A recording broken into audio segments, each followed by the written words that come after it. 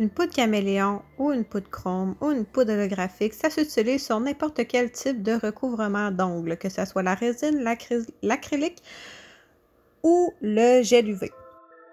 Les poudres caméléon de mosaïque que j'ai ici, c'est des poudres à haut reflet, multiples, l'opacité est très élevée, les couleurs sont vibrantes. Ici, j'ai une démonstration du mat de la finition mat sur un chrome, d'un fond noir et d'un fond blanc. Les produits mosaïques sont disponibles chez Distribution Marie-Jeanne, c'est ma distribution préférée. Je vous encourage à visiter son site internet. Alors, pour faire une finition chrome, ça prend une finition UV No Wipe qui ne fait pas d'effet collant. On va venir l'appliquer de façon la plus égale, uniforme possible, sans bulles d'air ni débris, parce que l'effet chrome ne sera pas aussi beau et uniforme et parfait s'il y a un petit débris à l'intérieur de votre application de finition. Donc, il faut vraiment s'assurer que notre surface est clean, exempt de débris. On va venir effectuer la mi-cuisson de la finition UV. Dans mon cas, ici, c'était 15 secondes la mi-cuisson.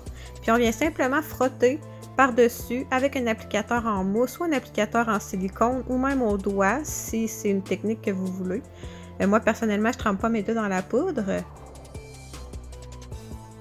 Après ça, d'un coup que c'est bien frotté comme ça, on enlève le surplus de poussière avec un petit épousseteur pour ne pas contaminer notre finition.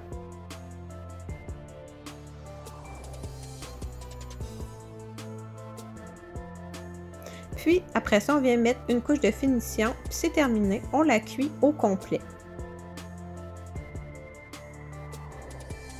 Ici, je vais vous montrer une petite technique de nail art très facile à effectuer si vous voulez pimper un peu votre poudre chrome. C'est de mettre une couche de finition, ne pas la cuire, puis ensuite, on va venir mettre une petite mousse par-dessus. Moi, je garde cette bouteille-là en tout temps, fait que j'ai de la mousse à portée de main très facilement. On va venir l'appliquer de façon égale partout sur l'ongle, quand même rapidement, parce que les petites bulles, quand ils éclatent, ils font plus le même effet avant la cuisson. Donc, on vient vraiment appliquer de façon égale toute la mousse. On cuit, cuisson complète, puis on enlève simplement les bulles avec un tampon et de la 99 ou du nettoyeur à gel. Ça fonctionne mieux avec une finition No Wipe. J'espère que vous avez appris un petit quelque chose d'intéressant aujourd'hui. Si jamais vous faites des créations avec la finition chrome, vous avez juste à me les envoyer sur Instagram.